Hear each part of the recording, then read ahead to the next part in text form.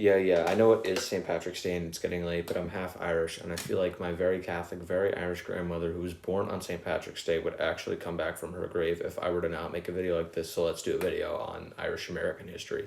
I mean, after all, 36 million Americans claim Irish heritage, which is more than 7 times the actual population of Ireland, so you know there's got to be some history there. Irish people have been coming to this continent since before America was even a thing. In fact, there's records of Spanish settlers to Florida bringing along Irish priests. There's also a history of Irish settlers in colonial America, but according to an article by the Library of Congress, these were primarily Protestant, not like the Irish Catholics we see in America today, and were actually, in fact, mostly of Scottish and English descent. So some people probably wouldn't even consider them Irish at all, and by some people, I mean my grandma. These are the same people that we would probably call Scotch-Irish today, and were mostly skilled tradesmen and artisans who nevertheless were very economically disadvantaged back home in Ireland. Many of these people entered what we would now call indentured servitude agreements and would eventually win their freedom after a certain period of unpaid labor.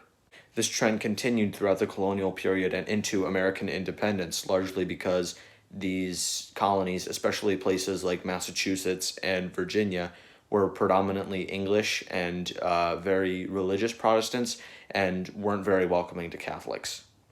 Obviously, though, this trend didn't continue forever. So, Griffin, what happened? The bloody English.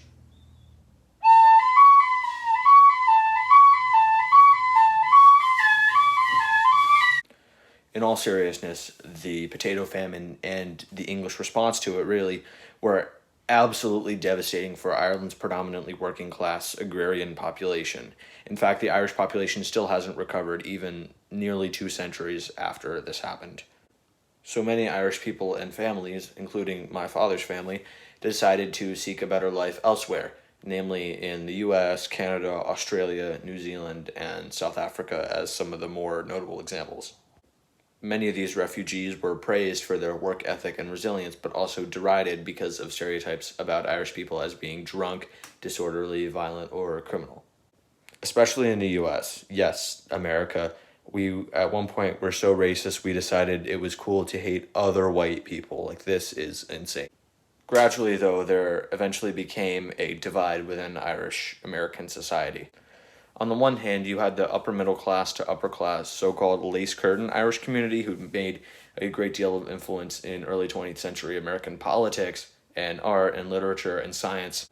And then you had the more working class shanty Irish, as they were called, and they were mostly living in tenements, working very low-paying, brutal, long industrial jobs, and were mostly congregated in large, tight-knit communities within major U.S. cities such as New York, Boston, Chicago, and Baltimore. The Shanty Irish were particularly hit very hard by the impacts of the Great Depression, but after World War II, they began to achieve more economic and political success.